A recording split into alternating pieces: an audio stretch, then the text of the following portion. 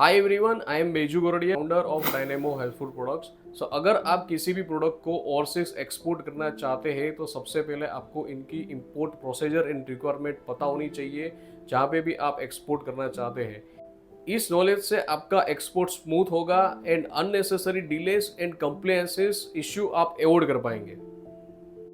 तो आज के वीडियो में हम पोटैटो चिप्स दुबई एक्सपोर्ट के बारे में डिस्कस करेंगे और ये भी एक्सप्लेन करेंगे कि दुबई के इंपोर्टर्स को क्या कस्टम्स एंड डॉक्यूमेंट्स रिक्वायरमेंट होते हैं। तो ये वीडियो उन एक्सपोर्टर्स के लिए काफ़ी हेल्पफुल रहेगा जो ऑलरेडी फूड प्रोडक्ट एक्सपोर्ट कर रहे हैं या फिर करना चाहते हैं। तो चलिए बिना देरी के शुरू करते हैं।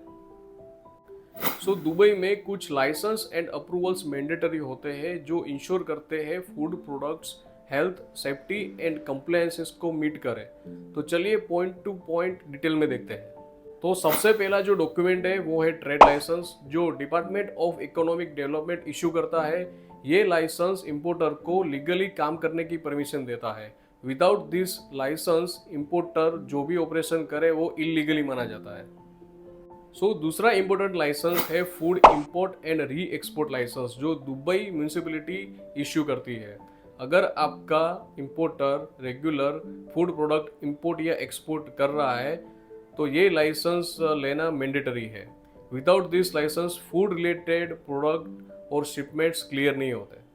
दुबई में फूड इंपोर्ट करवाने के लिए आपके इंपोर्टर को दुबई म्यूनिसिपैलिटी के साथ रजिस्टर्ड होना चाहिए। इस प्रोसेस में आपके इंपोर्टर को product details, packaging and labelling evolution करवाना होता है। दुबई म्यूनिसिपैलिटी इंश्योर करती है कि प्रोडक्ट यूएई के सेफ्टी एंड कंप्लायंसेस स्टैंडर्ड को मीट करे।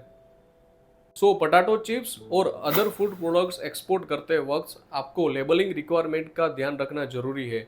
यूएई के रेगुलेशन के हिसाब से लेबल पर ingredients list, nutrition information, expiration date और एलर्जी की डिटेल्स होनी कंपलसरी है। अगर लेबल रिक्वायरमेंट मैच नहीं होते हैं तो प्रोडक्ट रिजेक्ट हो सकते हैं।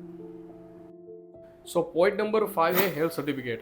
दुबई के custom and health department ensure करते हैं कि इंपोर्टेड फूड्स सेफ हो। तो इंपोर्टर को ये हेल्थ सर्टिफिकेट सबमिट करना होता है जो प्रोडक्ट के कंट्री ऑफ ओरिजिन से इश्यू होता है। ये सर्टिफिकेट प्रूफ देता है कि हेल्थ एंड सेफ्टी स्टैंडर्ड पर फिट है। पॉइंट नंबर 6 है हलाल सर्टिफिकेशन।